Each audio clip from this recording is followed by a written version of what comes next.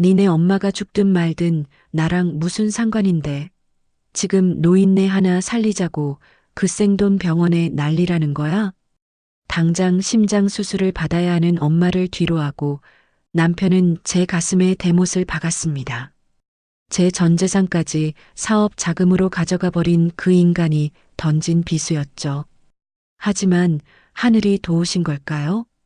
정확히 보름 뒤 전세는 완전히 역전되었습니다. 자기 엄마가 뇌경색으로 쓰러졌는데 수술비가 없다는 그 남자는 제 발치에 무릎을 꿇고 피눈물을 흘리며 매달려왔죠. 그런 남편에게 차가운 코웃음과 함께 딱 한마디를 던지자 순식간에 아수라장이 되어버린 시댁. 과연 제가 그 인간의 심장에 꽂아 넣은 마지막 한마디는 무엇이었을까요? 시작하기 전에 좋아요 버튼 꾹 눌러주세요.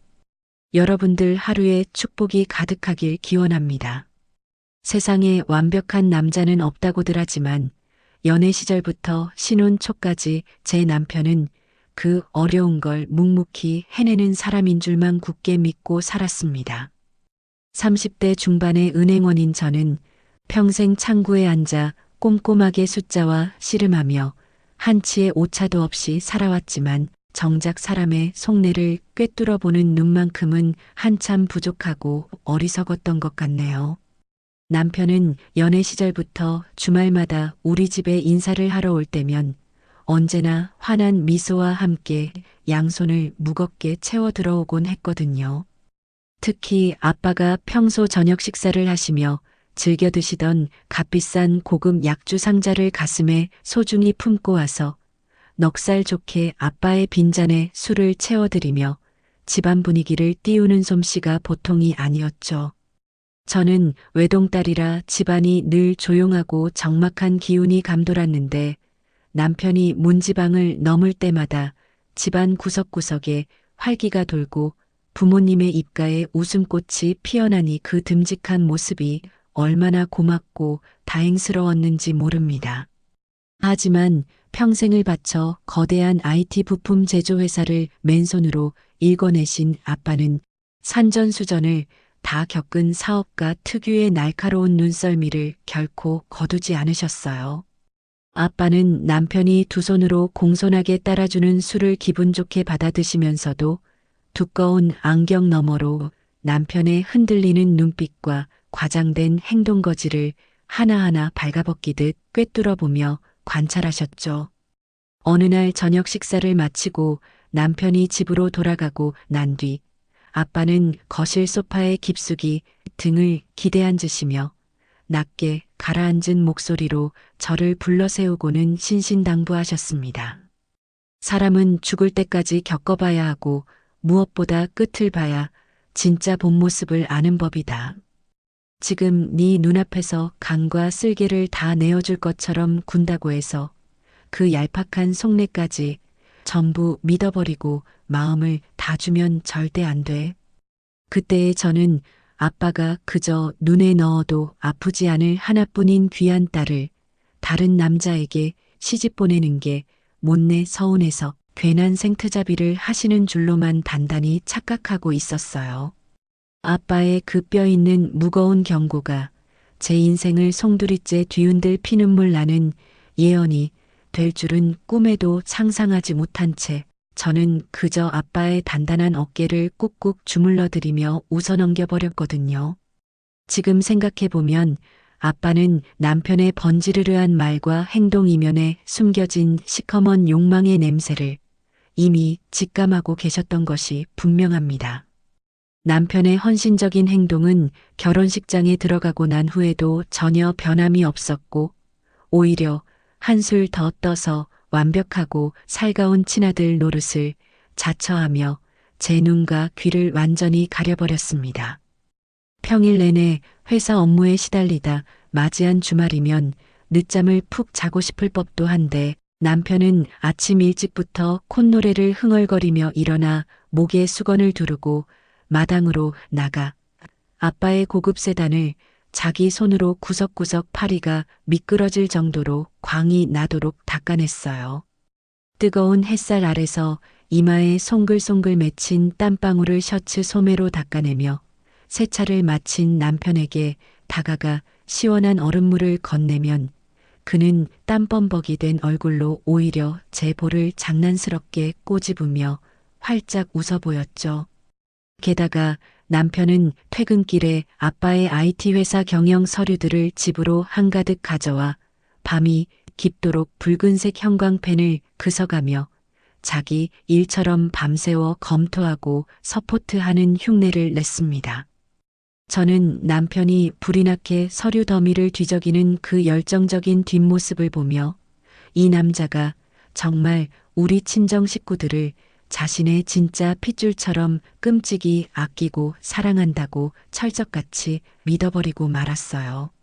사실 그 모든 헌신과 열정의 이면에는 장인어른이 평생을 바쳐 땀 흘려 키워낸 알짜배기 회사의 후계자 자리를 날로 삼키겠다는 지독한 탐욕이 뱀처럼 다리를 틀고 있었던 건데 말이에요.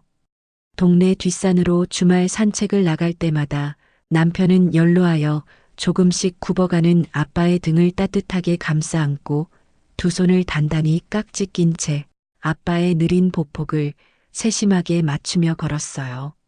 남편의 입에서는 연신 아버지를 부르는 싹싹한 목소리가 흘러나왔고 다정하게 대화를 주도하며 걸어가는 두 사람의 뒷모습을 보며 동네 사람들은 하나같이 혀를 내둘렀습니다. 이웃들은 마주칠 때마다 사위가 아니라 듬직하고 번듯한 친아들을 두었다며 입에 침이 마르도록 칭찬의 시선을 보냈고 저는 그럴 때마다 어깨가 으쓱해지며 남편을 향한 고마움에 가슴이 벅차오르곤 했어요. 남편이 저희 친정의 친딸인 저보다도 극진하게 마음을 쏟고 행동으로 보여주다 보니 저는 오히려 시어머니를 뵐 면목이 없어지고 죄송한 마음이 산더미처럼 쌓여갈 지경이더라고요.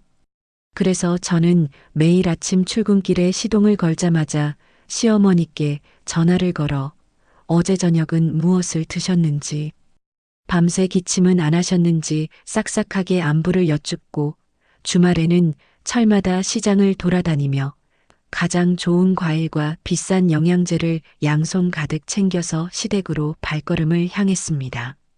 시어머니는 늘 수화기 너머로 호탕하게 웃으시며 동네방네 자랑하고 다니신다며 늘 제 귀에 딱지가 않도록 칭찬을 폭포수처럼 쏟아내셨어요. 우리 칙칙한 집안에 아주 복이 덩굴째 굴러들어와서 내가 요즘은 밥을 한 끼도 안 먹어도 배가 부르고 등이 따시다. 우리 아들이 처가에 간 쓸개 다 빼주며 잘하는 것만큼 너도 나한테 이렇게 지극정성으로 며느리 도리를 다하니 세상에 이런 천생연분이 또 어디 있겠니? 어머니의 그 과분한 칭찬을 들을 때마다 저는 남편이 우리 아빠에게 보여주는 정성에 보답하기 위해서라도 훨씬 더 좋은 며느리가 되어야겠다고 입술을 꽉 깨물고 다짐하며 남편의 목까지 시댁에 충성을 다 바치며 살았습니다. 저희는 명절 또한 즐겁게 보냈었는데요. 명절 연휴가 다가오면 대한민국 어느 부부나 을에 겪는 시댁과 친정 방문 순서 문제로 서로 눈치를 보며 팽팽한 신경전을 벌이기 마련이잖아요. 하지만 제 남편은 명절 연휴가 시작되기 전날 밤 여행 가방에 짐을 챙겨 넣으면서 제 양손을 꽉 감싸쥐고 눈을 맞추며 다정하게 제안을 해왔습니다. 이번 명절에는 장인어른이랑 장모님 먼저 뵙고 오자. 음식 장만하시느라 허리도 아프시고 고생 많으실 텐데 우리가 무조건 먼저 가서 팔 걷어붙이고 일송 거들어 드려야지. 안 그래? 남편의 입에서 그 말이 흘러나오는 순간 저는 가슴 깊은 곳에서부터 뜨거운 덩어리가 울컥 치밀어 오르며 코끝이 시큰해지고 두 눈에 눈물이 그렁그렁하게 차올랐어요. 저는 남편의 넓은 가슴에 얼굴을 묻고 그의 단단한 등을 두 팔로 꽉 끌어안으며 평생 이 남자 하나만을 의지하고 남편이 가자는 길이라면 가시밭길이라도 웃으며 따라가겠다고 속으로 수백 번도 넘게 굳게 맹세하고 말았죠. 하지만 마냥 평화롭고 행복하기만 할 줄 알았던 우리 가족의 일상에 벼락 같은 불행의 검은 그림자가 짙게 드리운 건 아빠의 건강이 급격하게 악화되어 대학병원 중환자실에 입원하시면서부터였습니다. 꼿꼿하던 아빠가 앙상하게 마른 몸으로 병상에 누워 산소호흡기에 힘겹게 의지하게 되자 남편은 다니던 직장에 무급 휴가를 내면서까지 자신의 일마저 전부 내팽개치고 병실 바닥에 좁은 간이 침대를 깔았습니다. 남편은 아빠의 곁에서 단 1분도 떨어지지 않고 24시간을 버티며 밤낮 없이 간병인 노릇을 자처했어요. 퀴퀴하고 좁디 좁은 6인실 병실에서 남편은 뜬 눈으로 밤을 새우며 따뜻한 물을 적신 수건으로 아빠의 마른 얼굴과 굳어가는 손발을 구석구석 정성껏 닦아냈습니다. 매 끼니 식사 시간이 찾아오면 행여나 기력이 쇠한 아빠가 사례라도 들릴까봐 미음을 작은 숟가락으로 조금씩 떠서 입으로 호호 불어 식힌 다음 조심스럽게 입술 사이로 넣어드리는 남편의 뒷모습을 병실 문틈 사이로 몰래 지켜보며 저는 복도 벽에 기대어 소리 없이 눈물을 뚝뚝 흘리고 말았어요. 남편의 퀭하게 파인 두 눈과 덥수룩하게 자라난 턱수염을 보면서 이토록 나를 진심으로 사랑하고 내 부모를 자기 목숨처럼 아끼는 남자에게 내 심장이라도 빼어줄 수 있다고 생각했거든요. 그래서 저는 그 다음날 날이 밝자마자 제 은행 창구에 앉아 10년 가까이 점심값과 커피값을 악착같이 아껴가며 독하게 모아두었던 장기적금 통장들을 단 1초의 망설임도 없이 모조리 해지해버렸습니다.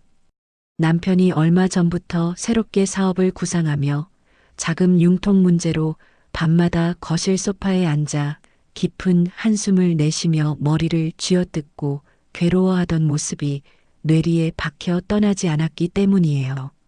저는 현금 다발과 수표가 두둑하게 담긴 커다란 누런 서류 봉투를 집 식탁 위에 올려놓고 소파에 지쳐 앉아 있는 남편에게 다가가 그의 거칠어진 두 손을 따뜻하게 감싸주었습니다. 이거 내가 은행 생활하면서 모은 전 재산이야. 당신 지금 구상하는 사업 자금에 보탰어. 우리 아빠 병수발하느라 고생하는 당신한테 내가 당장 해줄 수 있는 게 이것밖에 없어서 너무 미안해. 남편은 봉투를 확인하더니 제 눈을 애틋하게 마주치며 금방이라도 눈물을 쏟아낼 듯 눈시울을 붉히는 완벽하고도 소름 끼치는 연기를 펼쳤고 가늘게 떨리는 두 손으로 그 무거운 돈 봉투를 자기 가슴에 꽉 품어 안았습니다. 저는 남편의 넓은 어깨에 머리를 기대며 우리 부부의 앞날은 이제 탄탄대로와 핑크빛으로만 물들 줄 알았어요. 이 치밀하게 계산된 역겨운 연극의 막이 내리고 상상조차 하지 못한 끔찍한 지옥문이 제 눈앞에 활짝 열릴 것이라는 참담한 사실은 까마득하게 모른 채 남편의 거짓된 체온에 몸을 맡기고 바보처럼 웃고 있었던 겁니다. 아빠가 힘겨운 투병 끝에 결국 두 눈을 감으시고 우리 가족은 깊고 어두운 슬픔의 늪에 빠져 허우적거렸어요. 장례식 첫날 밤 아빠의 전담 변호사가 장례식장 귀빈용 휴게실로 우리 가족을 무겁게 불러 모았습니다. 아빠가 생전에 은밀하게 남기신 유언장을 개봉하는 자리였거든요. 남편은 며칠 밤을 뜬 눈으로 세운 척하며 붉게 충혈된 눈을 비비면서도 입가에는 미세하게 기대감으로 실룩거리는 근육을 숨기지 못하고 변호사 맞은편 상석에 보란듯이 다리를 꼬고 거만하게 앉아 있었죠. 변호사가 무거운 침묵을 깨고 서류 봉투를 뜯어 한 글자씩 또렷하게 아빠의 마지막 뜻을 읽어내려가기 시작했습니다. 평생을 바쳐 땀 흘려 키워온 알짜배기 IT 부품 제조 회사를 사위에게 물려주는 대신 전부 매각하여 전문 경영인 체제로 전환하고 거기서 나오는 막대한 수익금은 사회환원재단과 남은 가족들에게 공평하게 배분하라는 아주 단호하고 명확한 내용이었어요. 그 순간 얌전하게 무릎 위에 올려져 있던 남편의 두 손이 부들부들 떨리기 시작하더니 목덜미부터 얼굴 전체가 불에 댄 것처럼 시뻘겋게 달아오르는 것을 저는 바로 옆에서 똑똑히 지켜보았습니다. 변호사의 말이 채 끝나기도 전에 남편은 앉아있던 의자를 발로 거칠게 걷어차며 벌떡 일어나더니 변호사와 우리 엄마를 향해 위아래로 매서운 눈을김을 던지고는 단 한마디의 인사나 말도 없이 방문을 꽝 닫고 밖으로 쿵쾅거리며 나가버렸습니다. 저는 너무 놀라 자리에서 일어나 그를 따라가려 했지만 닫힌 문틈 사이로 느껴지는 서늘하고 섬뜩한 냉기에 두 발이 바닥에 꽁꽁 얼어붙은 듯 한 발짝도 뗄 수가 없더라고요. 유언장 발표가 있던 날 밤부터 장례식장에 발길을 뚝 끊어버린 남편은 끝내 아빠를 마지막으로 떠나보내는 장례식 발인날 아침까지도 그 뻔뻔한 얼굴을 단 한 번도 비추지 않았습니다.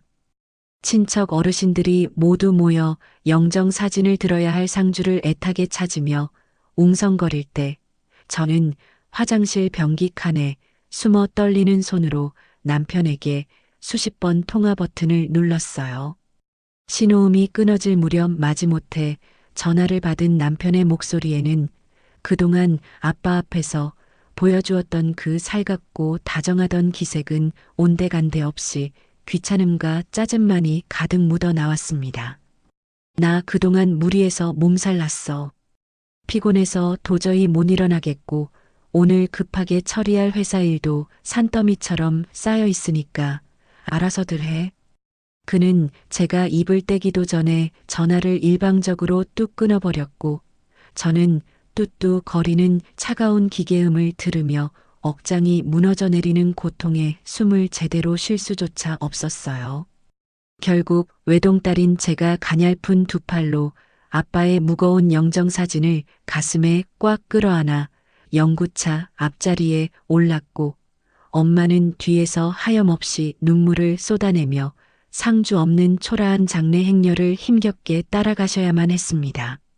주변 사람들의 동정 어린 시선과 수군거림이 날카로운 비수처럼 날아와 제 온몸을 갈기갈기 찢어놓는 것 같았지만 저는 입술을 피가 나도록 꽉 깨물며 아빠의 마지막 가는 길을 악착같이 지켜냈어요. 초우제까지 모두 마치고 텅 빈 친정집에 엄마를 모셔드리러 가는 길, 엄마는 사위가 며칠 동안 고생 많았으니 따뜻한 밥이라도 차려 먹이라고 신신당부하셨죠.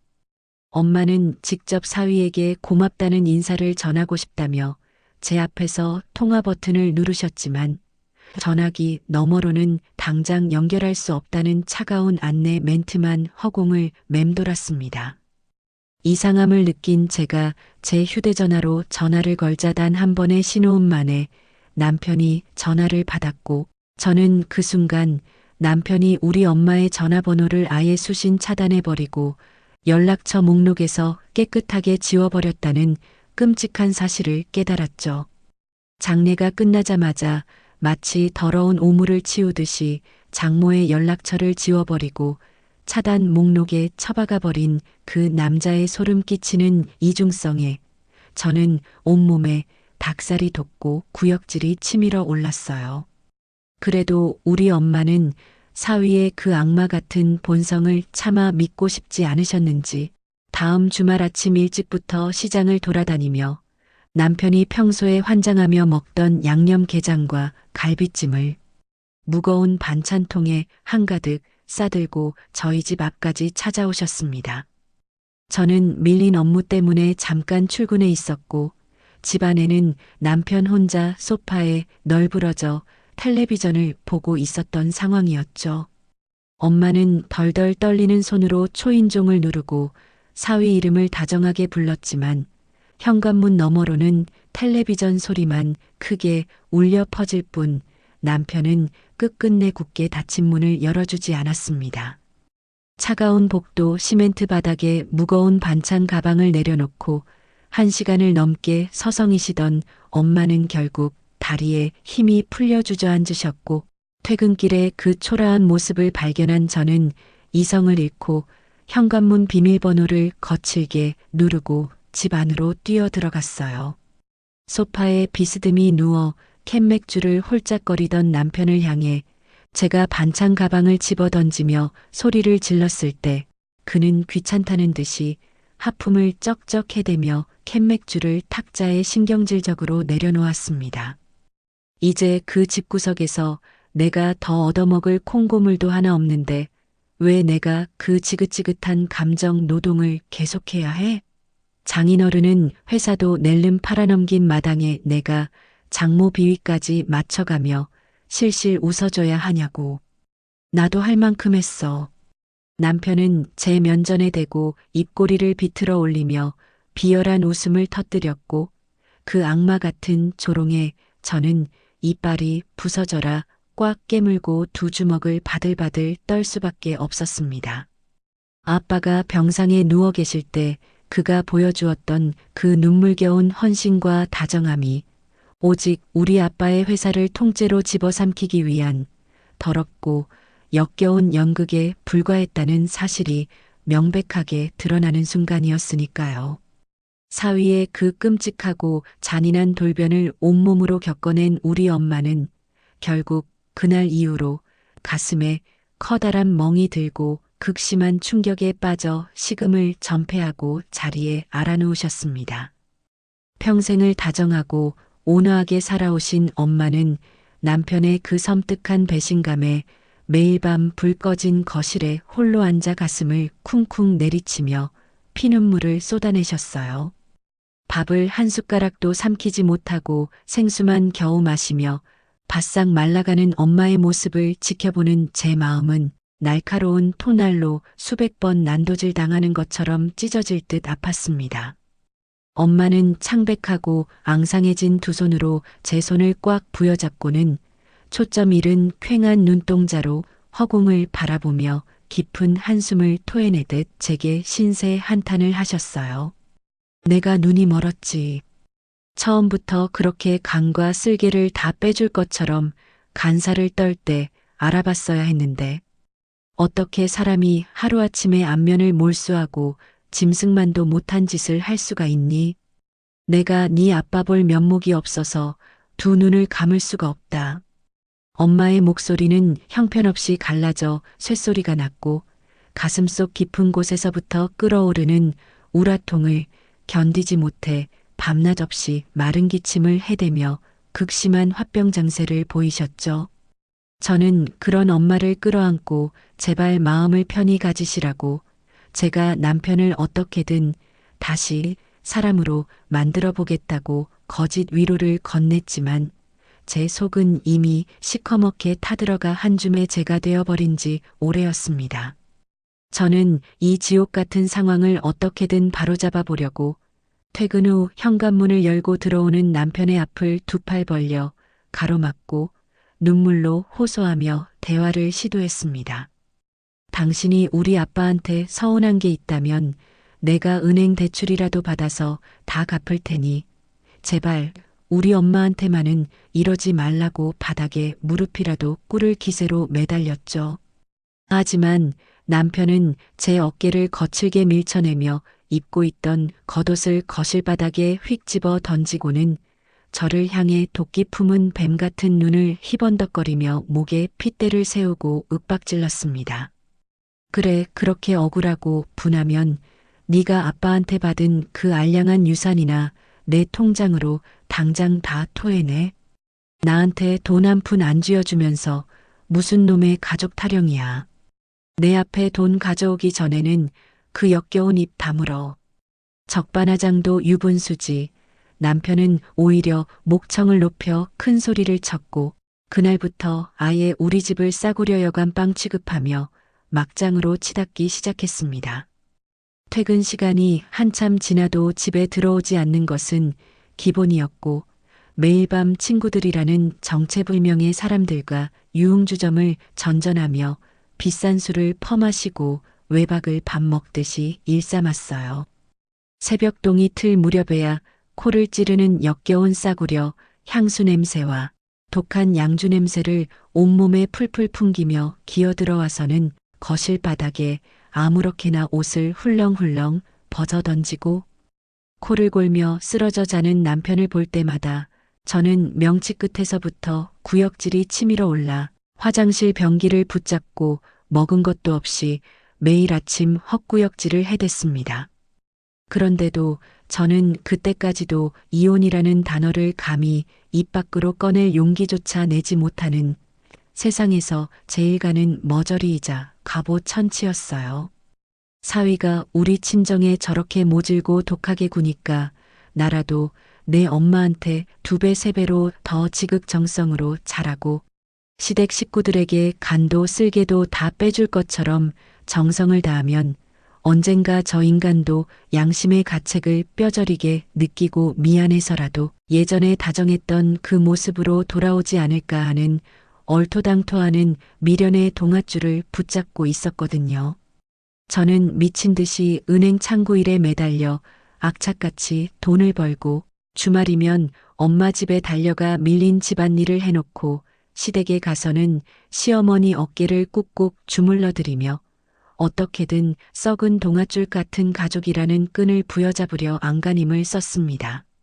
내가 바보처럼 무조건 헌신하고 희생하면 굳게 닫힌 남편의 마음의 문이 기적처럼 다시 열릴 것이라고 굳게 믿으며 제 스스로를 지옥 불구덩이 속으로 더 깊숙이 밀어넣고 있다는 비참한 사실을 그 당시에 저는 전혀 깨닫지 못하고 있었던 겁니다.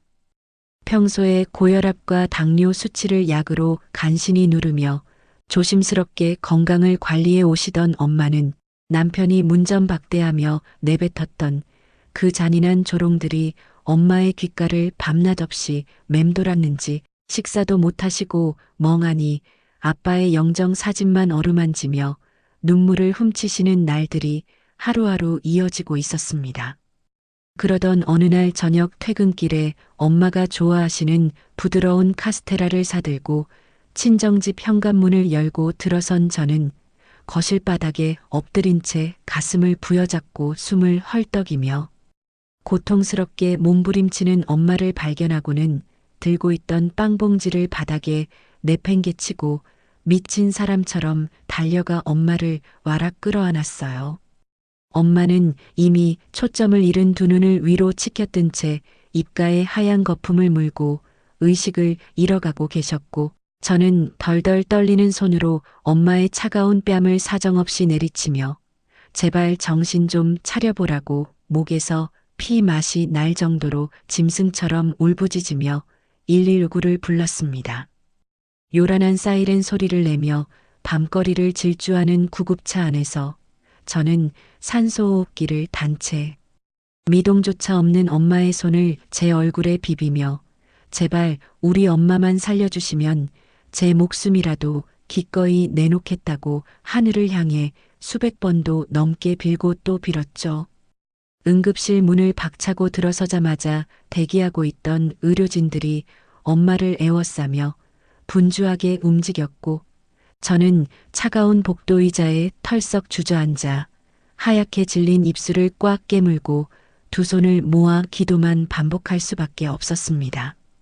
한참의 시간이 흐른 뒤 이마에 땀이 송글송글 맺힌 의사가 굳은 표정으로 저를 불렀고 극심한 스트레스가 방아쇠가 되어 심장 근육이 제 기능을 완전히 상실해버리는 급성 심근병증이라는 청천벽력 같은 진단 결과를 제 귓가에 쏟아냈습니다.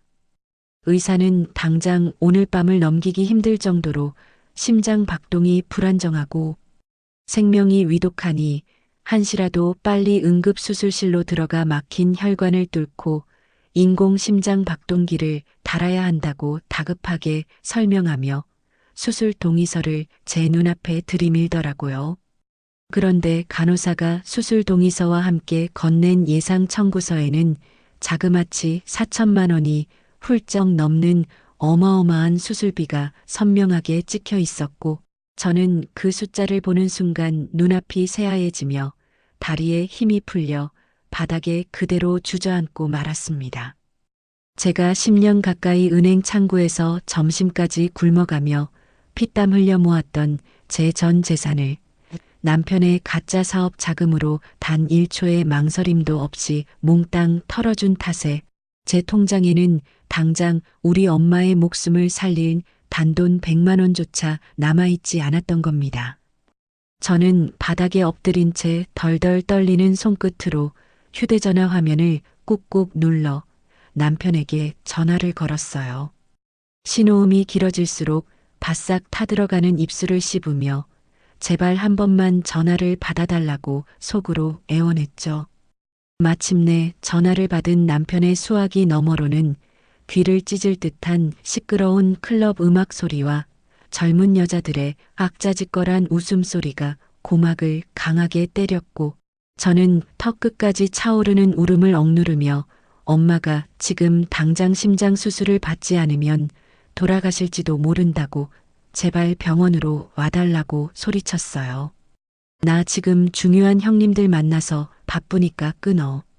남편은 제 말이 끝나기가 무섭게 쯧쯧 혀를 차며 귀찮은 기색을 역력히 드러내더니 차갑게 전화를 뚝 끊어버렸고 저는 뚜뚜 거리는 연결음을 들으며 이성을 잃고 곧장 병원 앞을 뛰어나가 택시를 잡아타고 우리 신혼집으로 미친 듯이 달렸습니다. 현관문 앞에서 초조하게 손톱을 물어뜯으며 기다리기를 1시간 남짓 지났을 무렵 남편은 코를 찌르는 술 냄새를 온몸에 풀풀 풍기며 현관문 비밀번호를 삑삑 누르고 콧노래를 흥얼거리며 걸어 들어오고 있었죠. 저는 겉옷도 벗지 않은 남편의 바짓가랑이를 두 손으로 생명줄처럼 꽉 부여잡고 차가운 현관 대리석 바닥에 털썩 무릎을 꿇고 자존심이고 체면이고 다 내팽개친 채 오직 우리 엄마를 살려야 한다는 절박함 하나로 바닥에 머리를 쿵쿵 조아렸습니다. 당신이 가져간 내 적금 중에 일부만이라도 제발 당장 돌려줘. 아니면 제발 우리 엄마 수술비만 결제해줘. 저는 눈물 콧물을 쏟아내며 남편의 구두코에 입을 맞출 기세로 매달렸지만 남편은 제 머리 위에서 비릿한 코웃음을 치더니 제 양손을 뾰족한 구둣발로 거칠게 걷어차며 바짓가랑이를 신경질적으로 확 뿌리쳤습니다. 바닥에 볼품없이 나뒹굴어진 저를 향해 그는 도끼가 잔뜩 서린 눈을 부릅뜨고 허리를 숙여 제 얼굴 코앞까지 다가오더니 징그러운 이빨을 드러내며 악을 썼어요. 네 엄마가 죽든 말든 나랑 도대체 무슨 상관인데.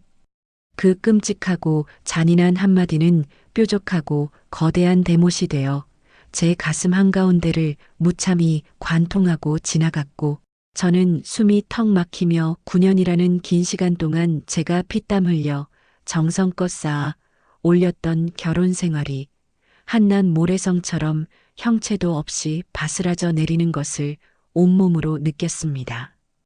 연애 시절부터 아빠 병수발을 들 때까지 그토록 다정하고 완벽했던 그 남자의 얼굴이 순식간에 사람의 피를 빨아먹는 흉측한 흡혈귀의 형상으로 겹쳐 보이면서 저는 바닥에 엎드린 채로 꺽꺽거리며 가쁜 숨만 몰아쉬고 있었어요. 남편은 제가 흘린 눈물로 구겨진 자기 바짓단을 탁탁 털어내더니 거실 소파에 깊숙이 몸을 던지고 텔레비전 리모컨을 딸깍거리며 저를 향해 역겨운 비웃음을 날렸습니다. 그 생돈 장모 수술비로 병원 허공에 날리느니 차라리 그 돈으로 내 차 최고급으로 튜닝이나 싹 돌리는 게 나한테는 훨씬 남는 장사지. 저는 그 순간 소파에 누워 다리를 꼬고 콧노래를 부르는 그 끔찍한 생물체를 똑똑히 쳐다보며 이 인간은 사람의 탈을 쓰고 다른 사람의 숨통을 조이는 극악무도한 짐승이라는 사실을 뼛속 깊이 깨달았습니다. 더 이상 이 괴물에게 단 한 방울의 눈물을 보일 가치조차 없다는 생각에 저는 덜덜 떨리는 두 다리에 힘을 꽉 주고 바닥에서 천천히 몸을 일으켜 세워 남편을 매섭게 한번 노려본 뒤도 돌아보지 않고 현관문을 부서져라 쾅 닫고 다시 병원으로 향했습니다. 중환자실 유리창 너머로 온갖 생명 유지 장치를 주렁주렁 매달고 창백하게 누워 계신 엄마의 모습을 마주하는 순간 제 심장은 또다시 천갈래 만갈래로 찢어지는 듯 고통스러웠고 저는 무균 면회복을 입고 엄마 곁으로 다가가 차갑게 식어가는 엄마의 앙상한 손을 제 두 볼에 비비며 소리 없는 오열을 토해냈습니다. 그때 의식이 전혀 없는 상태로 산소호흡기에 의지해 가쁜 숨을 몰아쉬시던 엄마의 마른 입술이 미세하게 달싹거리기 시작했고 저는 행여나 엄마가 제게 마지막 당부라도 남기시는 건가 싶어 귀를 바짝 엄마의 입가에 가져다 대었어요. 우리 강서방, 밥은 챙겨 먹였니? 엄마는 생사를 오가는 그 끔찍하고 고통스러운 순간에도 하나뿐인 당신의 딸을 홀로 남겨두고 눈을 감을까봐 그 짐승 같은 사위를 걱정하며 이름을 애타게 부르고 계셨던 겁니다. 그 가냘프고 떨리는 목소리가 제 귓가를 때리는 순간 저는 지금까지 흘렸던 모든 미련과 나약함의 눈물을 손등으로 거칠게 박박 닦아내며 가슴속 깊은 곳에서부터 시뻘건 분노의 불덩이가 활활 타오르는 것을 느꼈습니다. 저는 이를 악물고 엄마의 손을 양손으로 꽉 부여잡으며 내 남은 인생과 모든 것을 걸고 저 악마 같은 짐승을 내 삶에서 완벽하게 도려내고 반드시 그 알량한 숨통을 철저하게 끊어놓겠다고 속으로 수천 번 수만 번 단호하게 맹세했어요. 엄마는 수술에 들어가시고 수술실 복도 구석에 딱딱한 벤치에 몸을 한껏 웅크리고 앉아 두 손으로 얼굴을 깊이 파묻은 채 짐승처럼 끄끄거리며 소리 죽여 울음을 삼켜내고 있었습니다.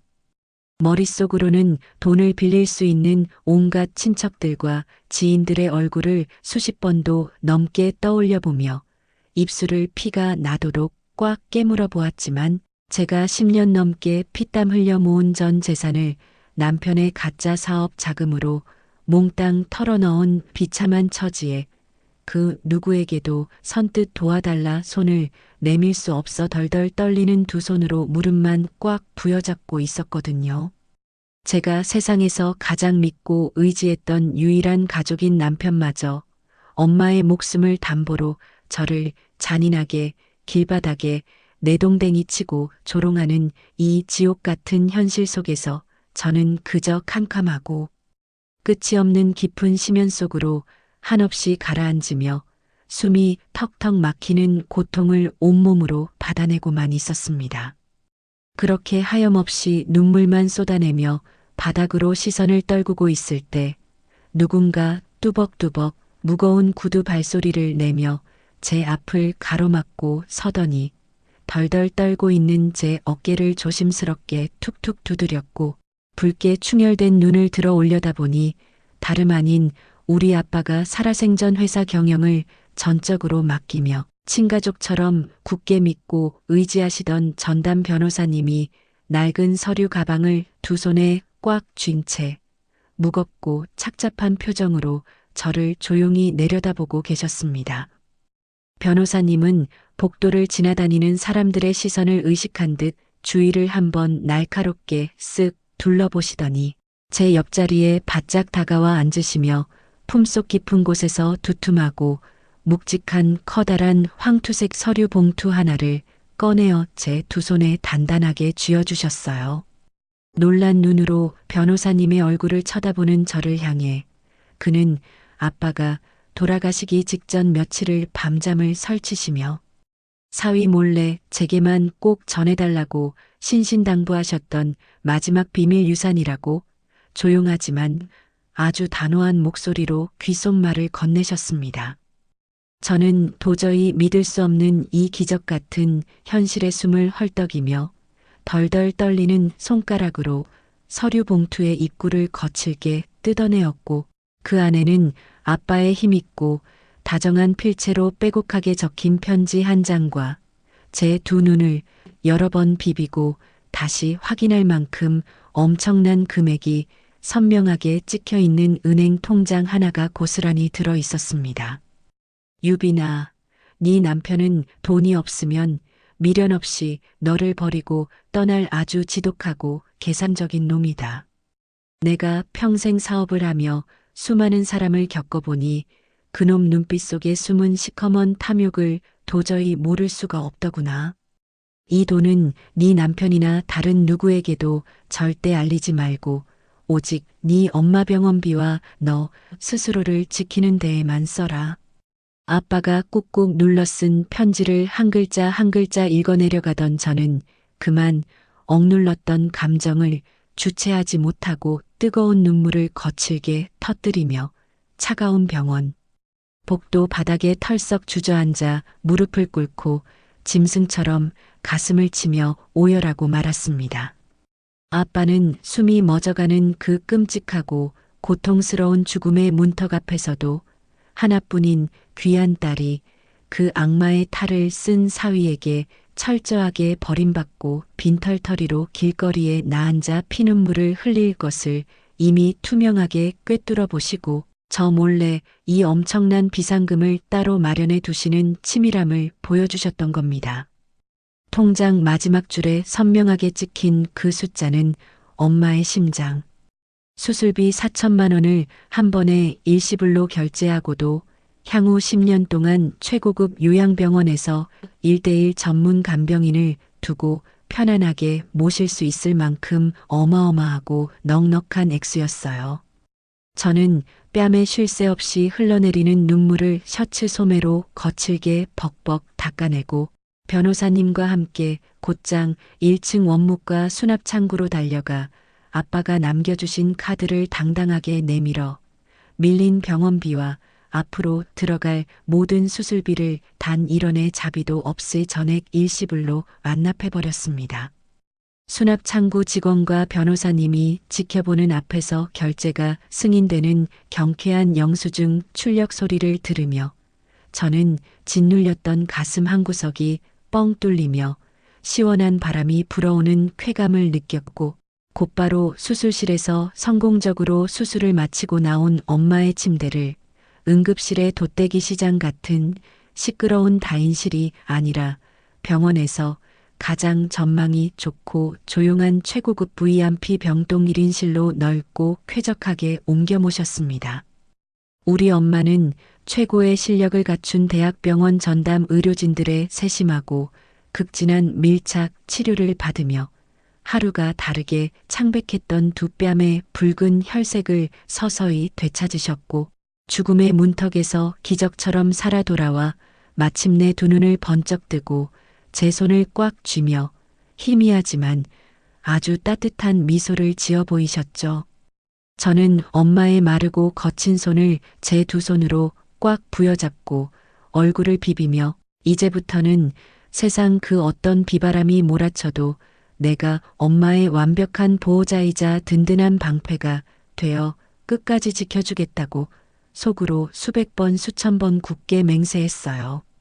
저는 우리 엄마가 무사히 위험한 심장 수술을 마치고 최고급 VIP 병실에서 왕비처럼 극진한 대접을 받으며 순조롭게 건강을 회복하고 있다는 통쾌한 사실을 그 짐승 같은 남편에게는 철저하게 입을 다물고 단 하나의 단서도 흘리지 않은 채 완벽한 비밀로 붙이기로 굳게 다짐했습니다.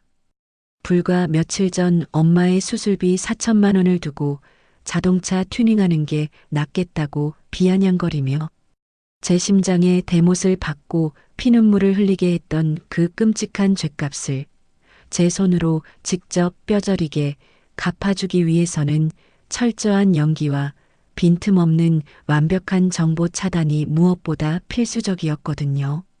남편은 제가 병원 간이 침대에서 며칠 밤을 꼬박 새우며 집을 비우고 독수 공방하는 동안 장모가 수술실에서 살았는지 죽었는지 안부 전화 한 통 먼저 걸어오지 않은 것은 물론이고 오히려 물 만난 고기처럼 매일 밤 밖으로 쏘다니며 방탕한 생활의 끝을 달리고 있었습니다.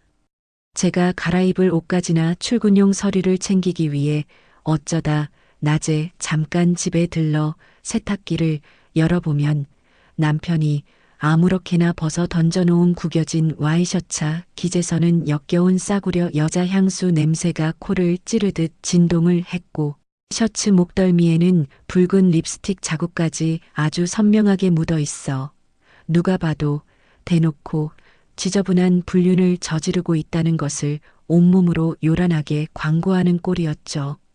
게다가 거실 탁자 위에 널브러진 카드 결제 영수증들을 확인해 보면 새벽 2시가 넘은 시간에 모텔이나 술집에서 결제된 내역들이 수두룩하게 쌓여 있었고 화장실에 샤워하러 들어갈 때조차 스마트폰을 방수팩에 넣어 챙겨 들어가는 남편의 기괴한 행동들은 저의 의심을 뚜렷한 확신으로 바꾸어 놓기에 충분했습니다.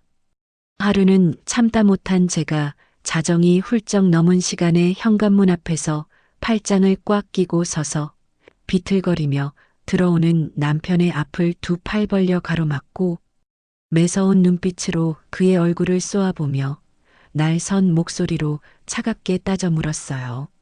너 바람피니?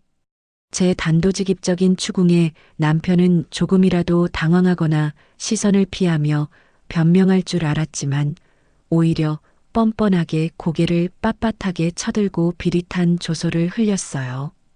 그러더니 손가락으로 제 어깨를 거칠게 툭툭 밀치며 목에 핏대를 세우고 적반하장으로 큰 소리를 쳐대기 시작했습니다.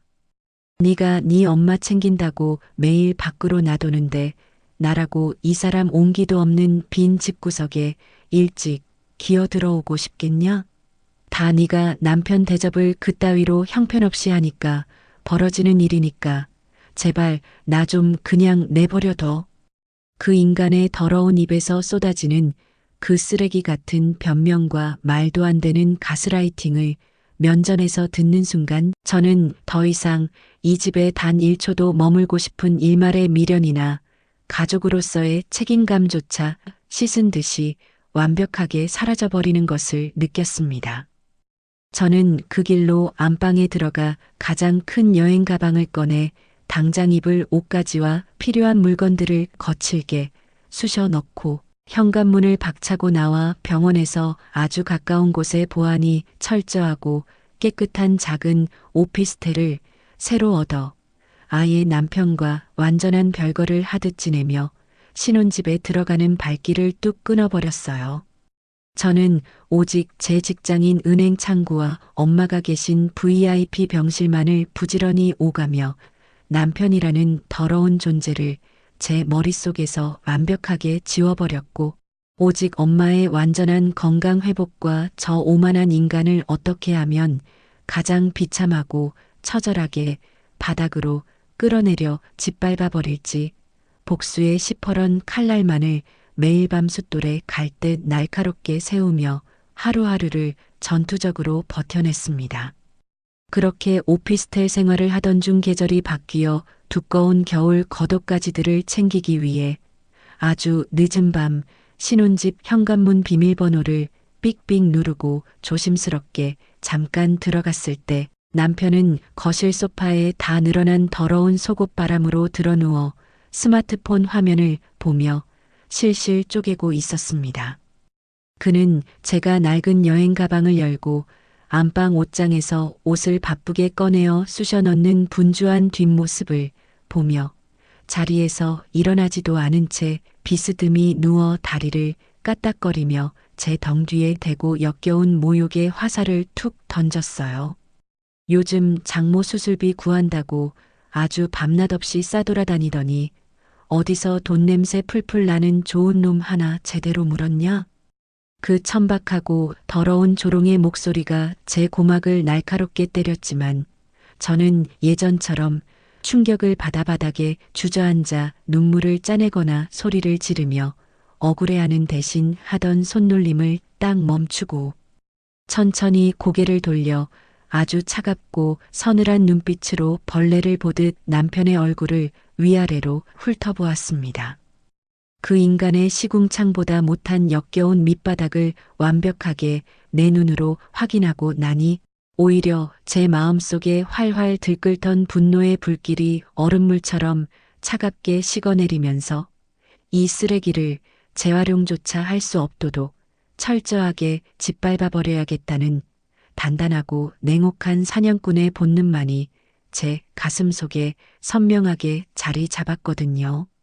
저는 남편의 그 유치하고 천박한 도발에 단 한마디의 대꾸조차 낭비하지 않겠다는 듯 입을 꾹 다문 채 짐 가방의 지퍼를 소리나게 쫙 닫아 올린 뒤 그 끔찍한 집구석을 단 한 번의 뒤돌아봄도 없이 미련 없이 빠져나왔습니다.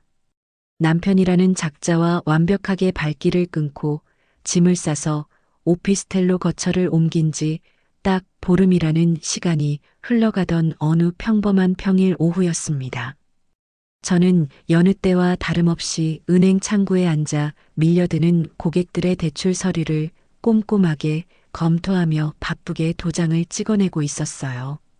그런데 책상 한쪽 구석에 놓인 제 휴대전화 화면이 요란하게 번쩍거리며 진동을 울려대기 시작했고 무심코 고개를 돌려 발신자를 확인한 저는 하마터면 쥐고 있던 결제 도장을 바닥에 떨어뜨릴 뻔하고 말았습니다. 지난 몇 주간 우리 엄마가 병원에서 생사를 오가며 수술을 받을 때도 안부 전화는커녕 문자 메시지 한 통 먼저 보내지 않던 인간이 갑자기 뜬금없이 제게 전화를 걸어온 겁니다. 저는 잠시 요란하게 울리는 전화기를 차가운 눈빛으로 노려보다가 도대체 또 무슨 역겨운 핑계를 대며 속을 뒤집어 놓으려고 연락을 했는지 그 알량한 속내나 한번 들어보자는 심산으로 통화 버튼을 누르고 휴대전화를 귀에 바짝 가져다 대었어요. 수화기 너머로 들려오는 남편의 목소리는 평소 술에 취해 비아냥거리던 그 오만하고 뻔뻔하던 기세는 온데간데 없이 마치 빗속에 내몰린 들개처럼 콧물을 훌쩍거리며 다급하게 숨을 헐떡이고 있었습니다. 남편은 혀가 잔뜩 꼬인 발음으로 울먹이며 방금 전 자기 엄마가 쓰러지는 바람에 구급차를 타고 대학병원 응급실로 실려왔고 의사에게 당장 머리 쪽 혈관이 꽉 막혀버린 뇌경색 진단을 확실하게 전달받았다고 소리치며 울부짖더라고요. 저는 그 다급한 목소리를 듣는 순간 제 가슴 한구석에서 무언가 쿵하고 묵직하게 떨어져 내리는 충격과 동시에 입술 끝이 미세하게 비틀려 올라가는 아주 기묘하고 서늘한 감정을 동시에 느꼈습니다. 하늘의 그물은 크고 넓어서 엉성해 보여도 결코 악인을 놓치는 법이 없다는 옛말이 이렇게 현실에서 소름 끼치도록 정확하게 맞아떨어질 줄은 꿈에도 상상하지 못했거든요. 시어머니는 평생을 시장 바닥에서 물건값을 단돈 100원이라도 깎으려고 상인들과 핏대를 세우며 억척스럽게 살아오신 분이라 한겨울에도 보일러 난방비를 아끼려고 거실에 두꺼운 솜니부를 뒤집어 쓰고 지내실 만큼 지독하게 절약이 뼛속까지 밴 분이셨습니다. 젊은 시절부터 병원비나 약값 나가는 것을 세상에서 제일 아까워하셔서 그 흔하고 저렴한 실비보험 하나조차 매달 나가는 보험료가 아깝다며 펄펄 뛰며 가입을 거부하고 여태껏 센몸으로 버티며 살아오셨죠. 그런데 정작 하나뿐인 귀한 아들이라는 작자는 와이프 적금은 물론 매일 밤 유흥업소와 외제차 튜닝에 물 쓰듯이 펑펑 다 날려버렸으니 그 집안 꼴이 오죽했을까요? 남편은 콧물을 질적거리며 제게 매달리듯 아주 애처롭고 찌질한 목소리로 애원하기 시작했어요. 여보 장모님 수술비는 어떻게 해결한 거야? 나 지금 카드도 한도 꽉 차서 결제가 안 돼. 엄마 지금 수술비는커녕 입원비 낼 돈도 없어서 방치되어 있어. 제발 나 좀 살려줘. 우리 엄마 수술비 좀 네가 당장 빌려주라. 그 구차하고 비참한 목소리를 귓구멍으로 생생하게 듣고 있으니 불과 보름 전 현관문 앞에서 제 두 손을 뾰족한 구둣발로 거칠게 걷어차며 악마처럼 낄낄대던 그 인간의 흉측한 얼굴이 눈앞에 선명하게 겹쳐 떠오르며 온몸의 피가 거꾸로 솟구치는 듯한 강렬한 분노가 다시 활활 타올랐습니다. 저는 숨을 깊게 한번 들이마신 뒤 은행 창구 의자에 등을 아주 꼿꼿하게 펴고 앉아 차갑게 얼어붙은 얼음장 같은 목소리로 남편이 제 심장에 꽂았던 그 잔인한 비수를 한치의 오차도 없이 똑같이 되돌려 주었어요. 니네 엄마 죽든 말든 나랑 무슨 상관인데? 니네 엄마는 네 돈으로 살려. 이제 니네 엄마는 나한테 시엄마도 아닌 그냥 모르는 아줌마 그 이상도 그 이하도 아니야. 제 단호하고 서늘한 일갈이 수화기를 타고 넘어가자마자 반대편에서는 잠시 숨막히는 정막이 흐르더니 이내 남편이 이성을 완전히 잃고 짐승처럼 꽥꽥 소리를 질러대기 시작했습니다. 너 어떻게 사람이 그렇게 핏도 눈물도 없이 잔인하냐? 아무리 나한테 섭섭한 게 있어도 그렇지 사람 목숨이 왔다 갔다 하는데 어떻게 그런 끔찍한 막말을 입에 담아? 남편이 길길이 날뛰며 발악을 해대자 저는 책상 위에 놓인 달력을 손가락으로 톡톡 두드리며 콧방귀를 탁 뀌고는 한 글자 한 글자 아주 또박또박 씹어뱉다 차갑게 대꾸했습니다. 그 말 불과 한 달 전에 네 입에서 나온 거야. 장모 죽든 말든 나랑 무슨 상관이냐고 네 입으로 직접 씹으렸잖아. 붕어 대가리도 아니고 벌써 그 더러운 기억을 다 까먹었니? 제가 팩트를 아주 날카롭게 짚어주며 숨통을 조이자 남편은 순간 말문이 턱 막혔는지 헛기침을 몇 번 큼큼거리더니 이제는 비겁하게 자기 엄마를 앞세워 아주 갓산 감정팔이를 시도하며 매달려오더라고요. 우리 엄마가 며느리 들어왔다고 동네방네 자랑하고 널 얼마나 끔찍하게 아끼고 예뻐해 주셨는지 네가 더 잘 알잖아. 우리 엄마 생각해서라도 한 번만 눈 감고 도와줘 제발. 저는 그 가증스럽고 역겨운 감정 호소에 입술을 비틀어 올리며 차가운 썩소를 한번 지어 보이고는 가차없이 그의 알량한 환상을 산산조각 내어주었습니다. 내가 너희 집에 지극정성으로 잘했으니까 어머니가 나한테 그나마 잘해주신 거지. 며느리가 가만히 콧대만 세우고 있는데 어느 시어머니가 하늘에서 뚝 떨어진 복덩이 취급을 하니? 네가 유산에 눈먼 돈독 올라서 우리 친정이랑 매정하게 연 끊고 내 전화번호 차단했을 때도 난 바보 등신처럼 주말마다 시댁에 꼬박꼬박 찾아가서 내 할 도리 다하고 살았어. 너는 나한테 인간에 대한 도리나 예의를 따질 자격이 단 한 개도 없는 개쓰레기니까 두 번 다시 내 번호로 연락하지 마. 저는 남편이 입을 벌려 반박할 틈조차 주지 않고 곧바로 통화 종료 버튼을 가차없이 꾹 눌러버렸습니다. 평소 같았으면 시어머니가 의식은 돌아오셨는지 마비 증세는 없으신지 꼬치꼬치 캐물으며 당장 은행문을 박차고 병원으로 달려갔겠지만 저는 단 하나의 안부조차 묻지 않고 아주 매몰차게 전화를 끊어버린 뒤 휴대전화 전원을 아예 꺼버리고 서랍 속에 깊숙이 던져 넣었어요. 복수의 첫 단추를 아주 통쾌하게 깨었다는 짜릿한 성취감이 제 온몸을 시원하게 훑고 지나가며 꽉 막혔던 숨통이 확 트이는 기분이 들었습니다. 그날 저녁 퇴근을 하고 오피스텔로 돌아와 따뜻한 물로 샤워를 마치고 침대에 걸터 앉아 전원을 다시 켰을 때 평소 저와 언니 동생하며 아주 살갑고 괜찮은 관계를 유지해 오던 시누이에게서 부재중 전화가 수십 통이나 와 있는 것을 뒤늦게 확인했습니다.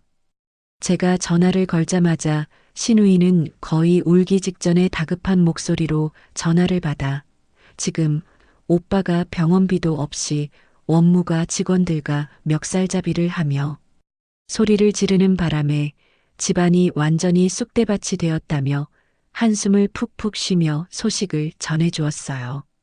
신우이는 평소 순하던 제가 오빠를 상대로 이렇게 차갑고 독하게 등을 돌린 이유를 도무지 이해할 수 없어 오빠의 등짝을 때리며 다그치고 캐물었고, 결국 오빠가 장모님 목숨을 두고 내뱉었던 그 짐승만도 못한 막말과 제 소중한 적금을 가로채 유흥비로 날린 끔찍한 만행들을 전부 실토하는 것을 낱낱이 전해 들었다고 분통을 터뜨렸습니다.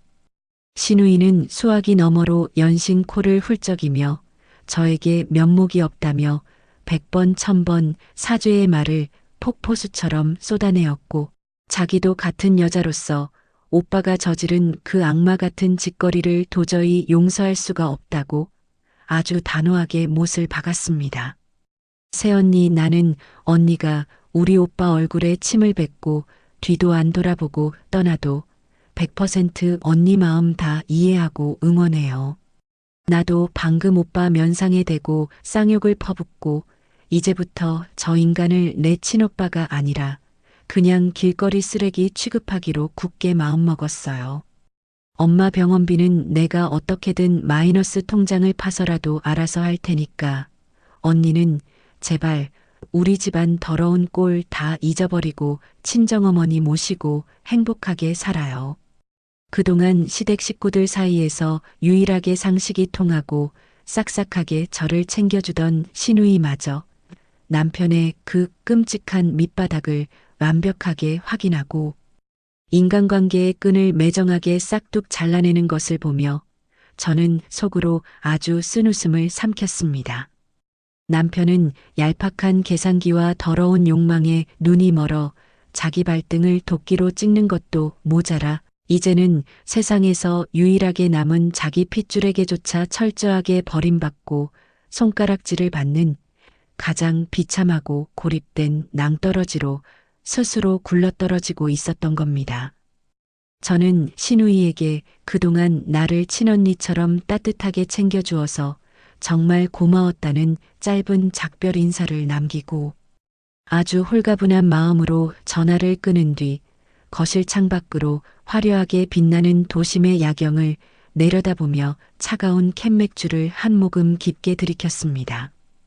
우리 엄마는 제가 수납창구에서 일시불로 시원하게 결제한 그 막대한 병원비 덕분에 대학병원 꼭대기층에 자리 잡은 아주 조용하고 쾌적한 최고급 VIP 병실에서 왕비부럽지 않은 극진한 대접을 받으며 하루가 다르게 건강을 회복하고 계셨습니다. 매일 아침 전담 간호사가 들어와 가장 신선한 꽃으로 화병에 물을 갈아주고 영양사가 직접 병실로 찾아와 엄마의 입맛에 딱 맞춘 최고급 식단을 하나하나 정성스럽게 챙겨주는 환경 속에서 지내다 보니 창백했던 엄마의 두 뺨에는 어느새 따뜻한 봄꽃처럼 화사하고 붉은 혈색이 완벽하게 돌아왔죠.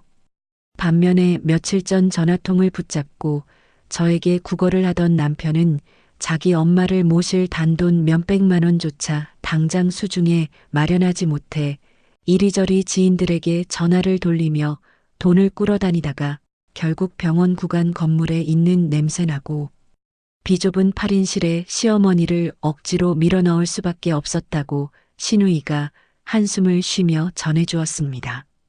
그것도 남녀 환자가 커튼 하나를 사이에 두고 한데 뒤섞여 시장통처럼 시끄럽고 밤낮 없이 신음소리가 울려 퍼지는 싸구려 공용 병실에서 그 지독한 짠순이 시어머니가 반신불수가 되어 누워있다고 생각하니 제 가슴속에서는 일말의 동정심 대신 뿌린 대로 거둔다는 아주 서늘하고 통쾌한 냉소만이 가득 차올랐어요. 어느 화창한 오후 저는 휠체어에 부드러운 담요를 깔고 엄마를 조심스럽게 모신 뒤 물리치료를 받기 위해 VIP 병동 전용 1층 로비로 천천히 내려왔습니다.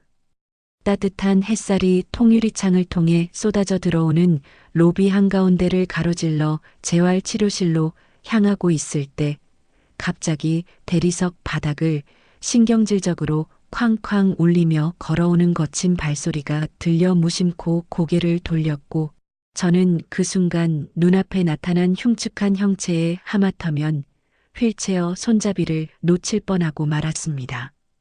머리는 며칠을 감지 않았는지 비듬이 하얗게 엉겨붙어 떡져 있었고 턱에는 덥수룩한 수염이 산적처럼 자라났으며 여기저기 얼룩이 묻은 꼬질꼬질한 셔츠를 대충 걸쳐 입은 남편이 두 눈을 희번덕거리며 우리 모녀를 향해 미친 들개처럼 씩씩거리며 걸어오고 있었거든요.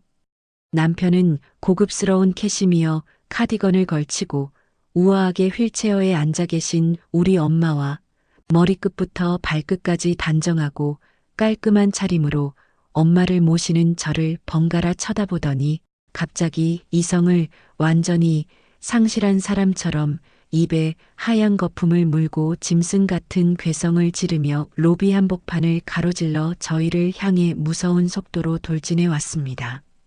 안내 데스크에 서 있던 건장한 보안 요원들이 심상치 않은 상황을 직감하고 다급하게 무전기를 치며 달려오기도 전에 남편은 휠체어 앞을 막아서며 제 어깨를 두 손으로 부서져라 거칠게 낚아채고는 위아래로 미친 듯이 흔들어대며 온 돈니가 떠나가라 고함을 질러대기 시작했어요. 가족까지 버린 년이 때깔 아주 좋아 보이네. 너 이 막대한 돈 도대체 어디서 났어? 우리 엄마는 돈이 없어서 저 시궁창 같은 병실에서 죽어가고 있는데 너네 모녀만 이 꼭대기층에서 호강하며 떵떵거려. 남편의 입에서 역겨운 침방울이 튀어나와 제 얼굴에 묻을 정도로 그는 목에 시퍼런 핏대를 세우고 악을 썼고 로비에서 평화롭게 휴식을 취하던 다른 환자들과 보호자들이 깜짝 놀라 일제히 저희 쪽으로 시선을 집중하며 웅성거리기 시작했습니다. 남편의 악력에 어깨가 으스러질 듯한 고통이 밀려왔지만 저는 단 한 발짝도 뒤로 물러서거나 두려워하는 기색 없이 그 인간의 시커먼 눈동자를 아주 차갑고 날선 눈빛으로 똑바로 뚫어지게 노려보며 턱을 꼿꼿하게 쳐들었어요. 제가 남편의 더러운 손을 매몰차게 뿌리치고 반격을 가하려던 찰나 휠체어에 조용히 앉아 계시던 엄마가 갑자기 제 손목을 아주 꽉 쥐시더니 옆에 서 있던 전담 간호사에게 눈빛으로 부축을 부탁하며 덜덜 떨리는 다리에 강하게 힘을 주고 자리에서 천천히 몸을 일으켜 세우셨습니다. 수술을 마친 지 얼마 되지 않아 아직 온전히 걷지도 못하시는 엄마가 간호사의 어깨에 의지한 채 한 걸음 한 걸음 발걸음을 옮겨 제 앞을 든든하게 막아서고 남편의 코앞까지 다가가 아주 당당하고 위험 있는 자세로 꼿꼿하게 서시는 모습을 보며 저는 심장이 멎을 듯한 감동과 충격에 숨을 죽일 수밖에 없었네요. 엄마는 심장병으로 쓰러졌던 환자라고는 도저히 믿기지 않을 만큼 아주 서슬퍼렇고 매서운 눈빛으로 남편의 얼굴을 위아래로 찢어버릴 듯이 쏘아보셨고 넓은 VIP 병동 로비가 쩌렁쩌렁하게 울리도록 단전에서부터 끌어올린 아주 크고 단호한 호통을 내지르셨습니다. 자네 입으로 내뱉은 그 모진 말들이 우리 심장을 갈기갈기 찢어놓았는데 이제 와서 자네 어머니 목숨줄을 내 딸 손에 구걸하나? 자네가 인간의 탈을 쓴 사람이라면 그 더러운 입 당장 닥치고 내 눈앞에서 영원히 사라지게. 연애 시절부터 결혼 생활 9년 내내 사위에게 단 한 번도 얼굴을 붉히거나 큰 소리 한 번 치신 적 없이 언제나 다정하고 온화하기만 하셨던 장모님의 입에서 저토록 벼락 같은 불호령이 떨어지자 미쳐 날뛰던 남편은 귀신이라도 본 사람처럼 쏘스라치게 놀라며 두 눈을 동그랗게 뜨고 비틀거리며 뒷걸음질을 쳤습니다.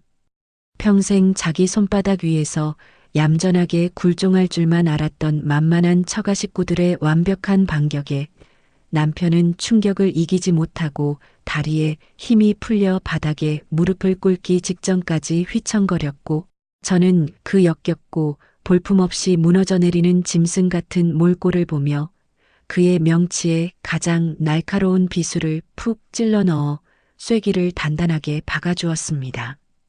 여긴 너 같은 쓰레기가 함부로 발을 들릴 급이 안 맞는 곳이니까 당장 꺼져서 네 갈 길이나 가라.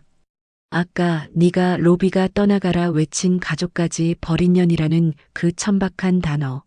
그거 불과 몇 주 전 우리 엄마 죽든 말든 상관없다며 낄낄대던 네 완벽한 자기소개 아니었니?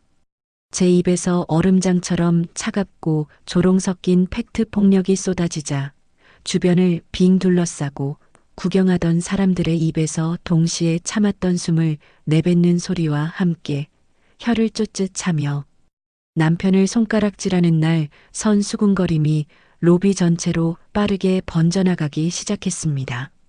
남편은 쥐구멍이라도 찾고 싶은 듯 얼굴을 양손으로 감싸 쥐고 몸을 부들부들 떨며 입만 뻐끔거릴 뿐 감히 제게 단 한마디의 반박도 꺼내지 못한 채 바닥만 기어 다니는 벌레처럼 시선을 피하기에 급급하더라고요.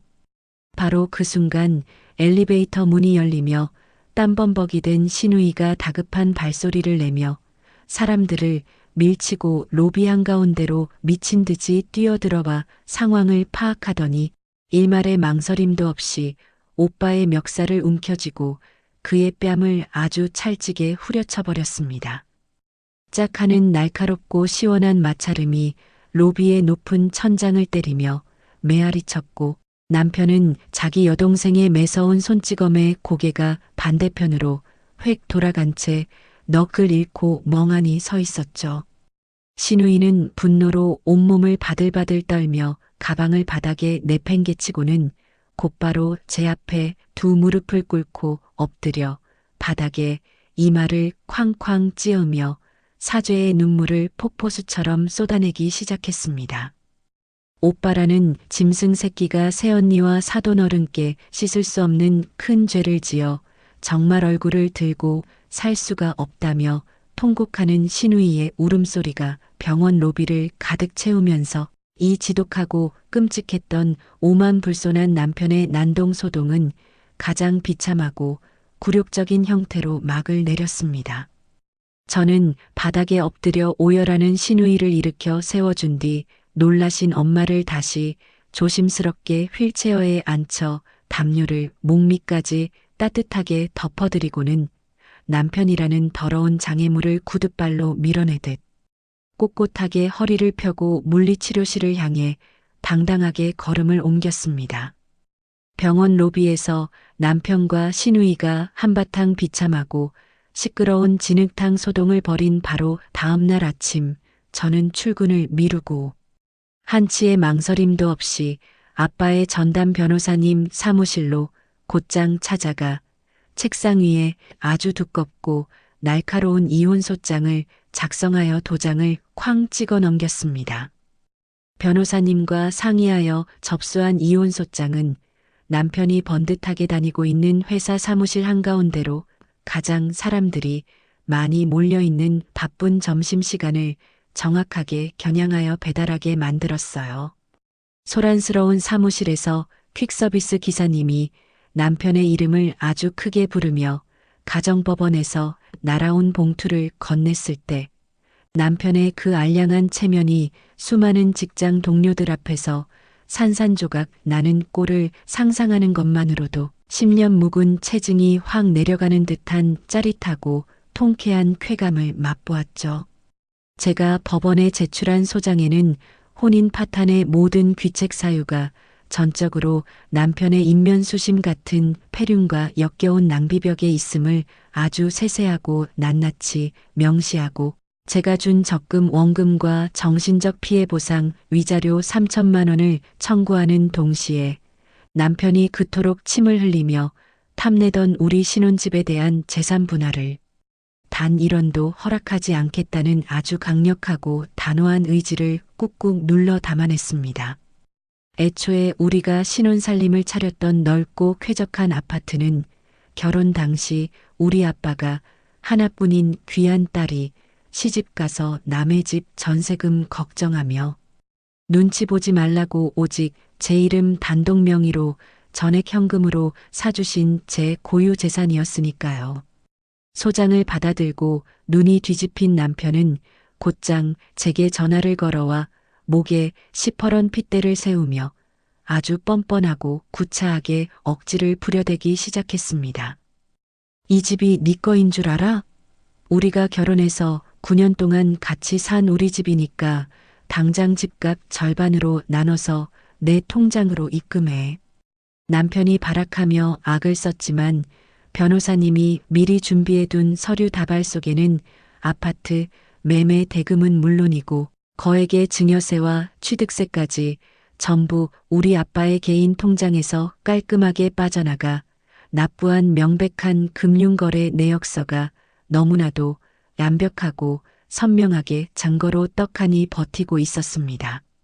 저는 남편의 그 유치한 협박을 콧방귀를 뀌며 가볍게 무시하고 그 인간이 우리 집 현관문 비밀번호를 누르고 함부로 쳐들어오기 전에 아예 현관문 잠금 장치 전체를 가장 튼튼하고 비싼 최신형으로 통째로 교체해버린 다음 안방 옷장문을 활짝 열어젖혔습니다. 그리고 슈퍼마켓에서 묶음으로 사온 가장 크고 두꺼운 100리터짜리 새파란 쓰레기 봉투 10장을 거실 바닥에 쫙 펼쳐놓고 남편이 평소에 목숨처럼 아끼며 폼을 잡고 입고 다니던 최고급 명품 정장들과 이탈리아제 구두 그리고 비싼 시계들을 아주 무자비하게 쓰레기 봉투 안으로 마구잡이로 쑤셔 박아버렸어요. 값비싼 향수병과 넥타이까지 모조리 푸른 비닐봉지 속에 쳐박고 윗부분을 테이프로 칭칭 감아 밀봉한 뒤 퀵서비스 용달 트럭을 불러 남편이 쫓겨나 생활하고 있는 시댁의 곰팡 내 나는 좁디 좁은 반지하 쪽방으로 전부 던져버리듯 보내버렸습니다. 제가 보낸 거대한 쓰레기 봉투 더미를 마당에서 받아든 남편이 바닥에 주저앉아 머리털을 쥐어뜯으며 괴성을 지를 그 비참한 몰골을 머릿속으로 그려보니 콧노래가 저절로 흥얼거려질 정도로 가슴속 응어리가 시원하게 씻겨 내려갔습니다. 설상가상으로 남편은 유산에 눈이 멀어 제 앞에서 우리 친정을 향해 악마 같은 짓을 저지른 것도 모자라 이혼 소송을 준비하는 과정에서 아주 치명적이고 더러운 꼬리까지 완벽하게 저에게 밟히고 말았습니다. 변호사님이 고용한 전문 조사원과 함께 남편의 카드 결제 내역과 차량 블랙박스 메모리 카드를 탈탈 털어보니 매일 밤 병원비 구한다고 거짓말을 쳐대며 밖으로 나돌았던 그 시간 동안 젊은 여자들을 끼고 고급 유흥업소와 모텔을 뻔질나게 드나들었던 추악한 불륜 정황과 동영상 증거들이 고구마 줄기처럼 줄줄이 딸려 나왔거든요. 이 명백하고 역겨운 외도 증거들을 법원에 추가로 들이밀자 남편이 제게 물어내야 할 위자료 액수는 3천만 원에서 훨씬 더 거대하게 눈덩이처럼 불어나 그 인간의 숨통을 완벽하게 끊어놓을 아주 치명적인 위기로 다가갔습니다. 발등에 거대한 불이 떨어진 남편은 어떻게든 제게 뺏길 돈을 줄여보려고 유명하다는 로펌과 변호사, 사무실의 문을 미친 듯이 두드리고 다녔지만 제 적금을 훔쳐다 외제차 튜닝과 술값으로 몽땅 탕진해버린 탓에 당장 변호사 선임료로 낼 단돈 몇십만 원조차 수중에 없는 끔찍한 빈털터리 신세였습니다. 결국 카드론과 대부업체 대출까지 꽉 막혀 완벽한 신용불량자로 전락해버린 남편은 며칠을 입어 누렇게 구겨진 셔츠 차림으로 법원 앞 무료 법률 상담소와 국선 변호인을 찾아다니며 제발 자기를 좀 도와달라고 바닥에 엎드려 비굴하게 구걸하는 아주 처참하고 우스꽝스러운 바닥으로 추락하고 말았어요. 시간이 흘러 마침내 가정법원에서 마지막 판결이 내려지던 날 저는 머리부터 발끝까지 가장 비싸고 우아한 명품 정장을 빼입고 하이힐을 또각거리며 아주 여유롭고 당당하게 법정 안으로 걸어 들어갔습니다. 재판장 한가운데 앉은 판사님은 남편의 그 끔찍한 폐륜 행위와 더러운 불륜 사실을 아주 무겁고 엄중한 목소리로 꾸짖으며 남편의 재산분할 청구를 단일원도 예외 없이 완벽하게 기각하고 제가 청구한 위자료 전액을 남편이 즉시 저에게 현금으로 지급해야 한다는 아주 통쾌하고 완벽한 승소 판결을 시원하게 내리쳐 주셨어요. 재판이 끝나고 승소의 기쁨을 누리며 법원 정문을 빠져나와 대기시켜둔 택시를 향해 꼿꼿하게 걸어가고 있을 때 빈손으로 쫓겨나 완전히 거지꼴이 된 남편이 눈물 콧물을 질적거리며 제 뒤를 헐레벌떡 쫓아와 제 치맛자락을 거칠게 움켜쥐고 무릎을 꿇으려 덤벼들었습니다. 남편은 길바닥에 넙죽 엎드려 제 구두코를 부여잡고 침을 튀기며 아주 처절하게 목숨을 구걸하듯 애원하기 시작했어요. 유빈아, 나 진짜 이제 통장에 단돈 100원도 없고 당장 오늘 밤부터 밖에서 노숙하며 길바닥에 나앉게 생겼어. 내가 다 잘못했고 죽을 죄를 지었으니까 저 위자료만이라도 제발 조금만 깎아주라, 응?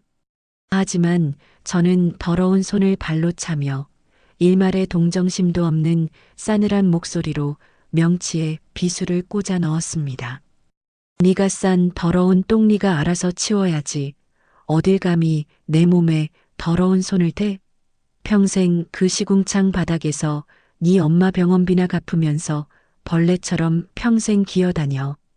저는 짐승처럼 엉엉 울어대는 남편에게 단 한 번의 눈길조차 더 이상 허락하지 않고 아주 매몰차게 돌아선 뒤 택시 뒷좌석에 올라타 쾅 소리가 나도록 차 문을 닫아버리고 법원 앞을 시원하게 벗어났습니다. 가족이라는 따뜻한 울타리를 자기 발로 거만하게 걷어차고 부서진 남편은 이제 제가 쟁취해낸 위자료 수천만 원과 다인실에 누워 계신 시어머니의 밀린 끔찍한 병원비를 갚아나가기 위해 가토록 무시하며 천박하게 여기던 육체 노동의 늪으로 스스로 기어들어가는 신세가 되었죠. 사람들의 시선과 체면을 그토록 끔찍하게 챙기며 번지르르하게 살아가던 남편은 이제 새벽찬 바람을 맞으며 낡고 녹슨 오토바이를 몰고 배달을 뛰어야 하고 해가 중천에 뜬 대낮에는 먼지가 풀풀 날리는 공사판에 나가 무거운 시멘트 포대를 짊어지고 땀을 비 오듯 쏟아내는 아주 고되고 험한 노가다판을 전전하며 하루살이처럼 목숨을 연명하게 되었어요. 저는 가끔 창밖으로 매연을 내뿜는 오토바이가 지나가는 소리를 들을 때마다 그 인간이 평생 짐으로 짊어지고 가야 할 그 무겁고 비참한 업보의 무게를 떠올리며 입가에 아주 달콤하고 시원한 미소를 띠고 크게 웃습니다. 그 끔찍하고 숨막히던 지옥 같은 시간들이 모두 거센 폭풍우처럼 제 인생을 휩쓸고 지나간 뒤 마침내 우리 모녀의 삶에는 구름 한 점 없이 맑고 눈부신 평화의 햇살이 따스하게 비추기 시작했습니다. 죽음의 문턱까지 다녀오셨던 우리 엄마는 전담 의료진들의 극진한 밀착 치료를 받으신 덕분에 심장 수술의 후유증을 아주 말끔하게 털어내고 기적처럼 예전의 건강하고 온화한 모습을 완벽하게 되찾으셨거든요.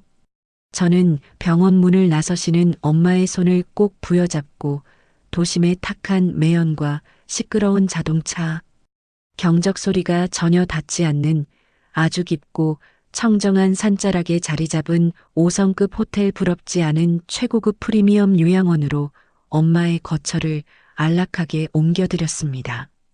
매일 아침 창문을 열면 상쾌한 솔잎 향기가 방 안을 가득 채우고 넓게 펼쳐진 푸른 잔디밭에서 또래의 다정한 어르신들과 어울려 담소를 나누며 산책을 즐기시는 엄마의 두 뺨에는 이제 과거의 그 슬프고 창백했던 그림자 따위는 흔적조차 남지 않고 아주 화사하고 붉은 생기만이 가득 피어나고 있습니다. 저는 우리 아빠가 살아생전 짐승 같은 사위의 본성을 미리 꿰뚫어 보시고 피를 토하는 심정으로 하나뿐인 외동딸을 위해 남겨주신 그 거대하고 은밀한 비밀 유산과 제가 10년이 넘는 세월 동안 은행 창구에 앉아 악착같이 벌어들이는 탄탄한 월급을 아주 견고한 방파제 삼아 세상 그 어떤 비바람도 감히 범접할 수 없는 완벽하고 평화로운 우리 모녀만의 새로운 성을 튼튼하게 구축해냈어요. 통장에 찍힌 그 든든하고 거대한 숫자를 바라볼 때마다 저는 아빠가 제 곁에서 두 팔을 벌려 저를 따뜻하게 안아주시는 것 같은 강렬한 보호막을 느끼며 매일 밤 두 다리를 아주 편안하게 쭉 뻗고 달콤한 숙면을 취합니다.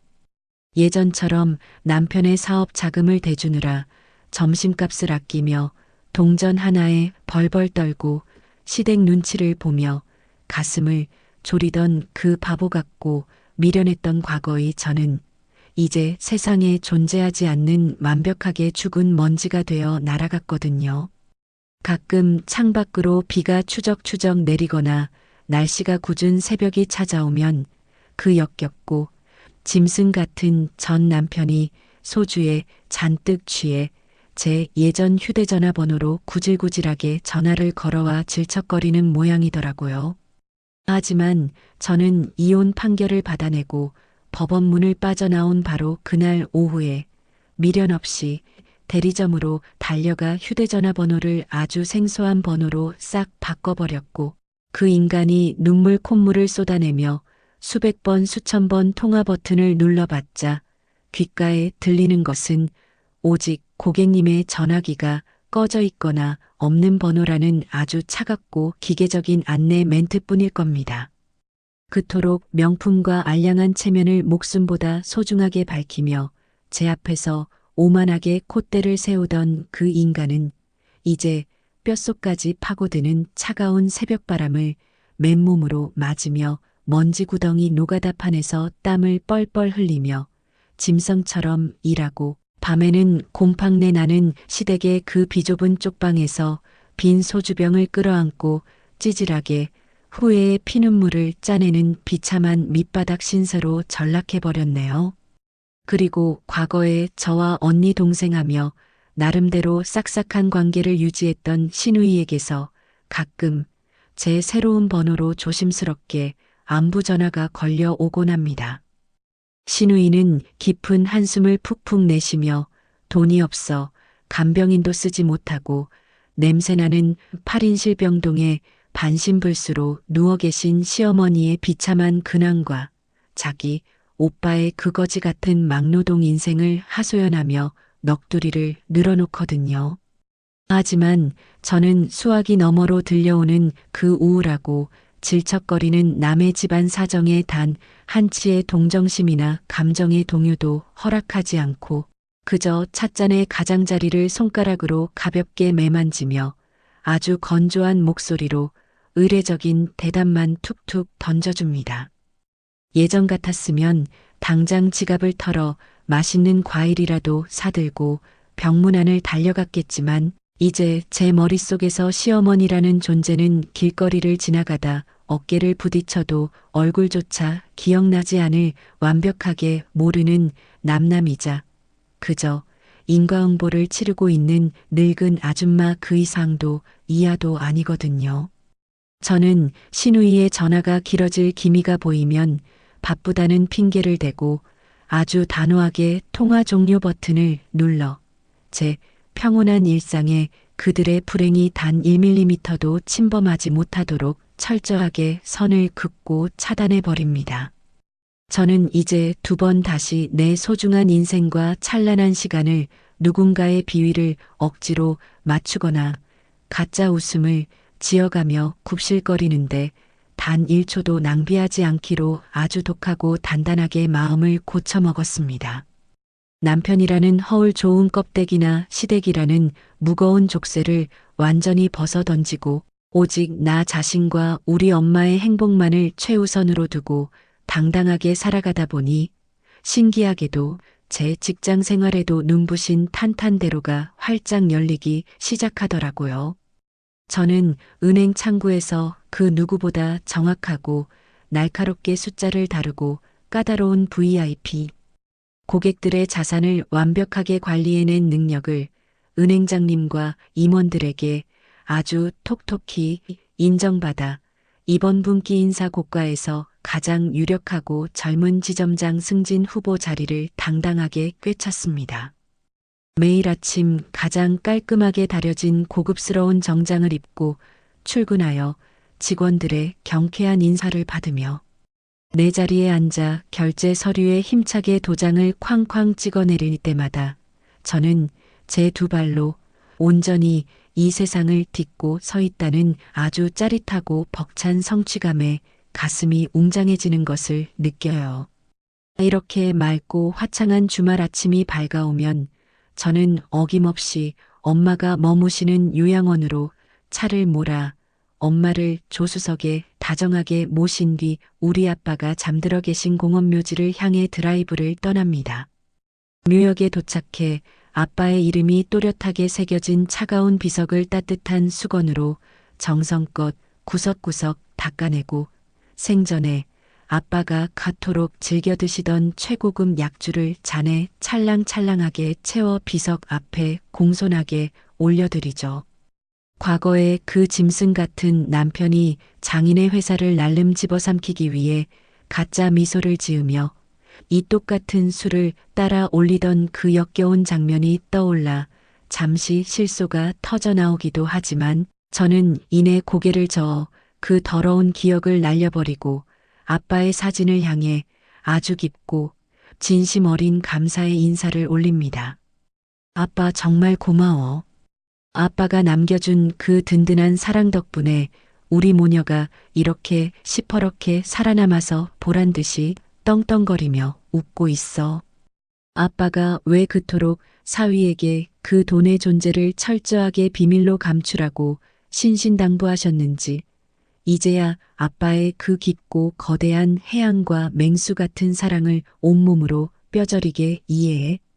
저는 비석을 끌어안고 조용히 눈물을 훔치시는 엄마의 좁은 어깨를 제 넓은 두 팔로 든든하게 감싸 안으며 속으로 수만 번도 넘게 아주 단호하고 굳게 맹세합니다.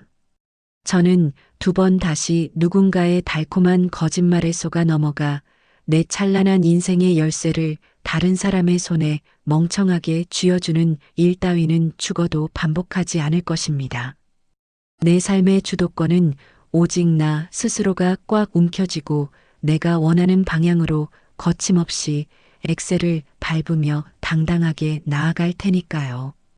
햇살이 기분 좋게 쏟아지는 요양원 넓은 테라스에 앉아 가장 좋은 찻잎을 듬뿍 넣어 우려낸 따뜻한 홍차를 예쁜 찻잔에 따라 엄마와 마주 앉아 가볍게 쨍그랑 건배를 합니다. 코끝을 스치는 향긋한 차 냄새를 깊게 들이마시며 저를 향해 세상에서 가장 편안하고 따뜻한 미소를 지어 보이시는 우리 엄마의 주름진 얼굴을 가만히 바라봅니다. 과거의 그 끔찍했던 상처들을 완벽하게 씻어내고 온전히 우리 두 사람만의 힘으로 쟁취해낸 이 고요하고 소소한 주말 오후의 평화. 입술을 적시는 이 따뜻한 차 한 잔의 여유야말로 지난 9년간의 지옥 같았던 시간을 완벽하게 짓밟고 일어선 저의 가장 통쾌하고 진정한 승리네요. 지금까지 제 얘기 들어주셔서 감사합니다. 여러분의 앞길에도 잔잔한 평화와 여유만 넘치시길 기도할게요. 네, 오늘 준비한 통쾌하고 가슴 뭉클한 이야기는 여기까지입니다. 철석같이 믿었던 사람의 잔인한 배신 앞에서도 절대 무너지지 않고 오히려 벼랑 끝에서 더 매섭고 단단하게 일어나 완벽한 복수와 반전을 이뤄낸 우리 주인공의 사연, 다들 어떻게 들으셨나요? 남편의 치밀한 거짓 연기에 속아 피 같은 전 재산을 잃고 피눈물을 흘려야 했지만 결국 친정아버지의 바다처럼 깊은 해안과 사연자님 스스로의 굳건한 용기로 인생의 진짜 주도권을 되찾은 모습에 제 가슴이 다 뻥 뚫리고 벅차오르는 것 같습니다.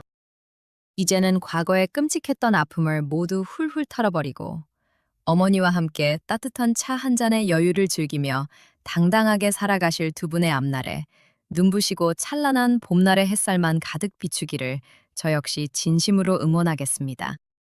사연자님께 응원의 댓글을 남겨주세요. 큰 위로가 돼줄 거예요. 오늘도 끝까지 함께 해주셔서 감사합니다.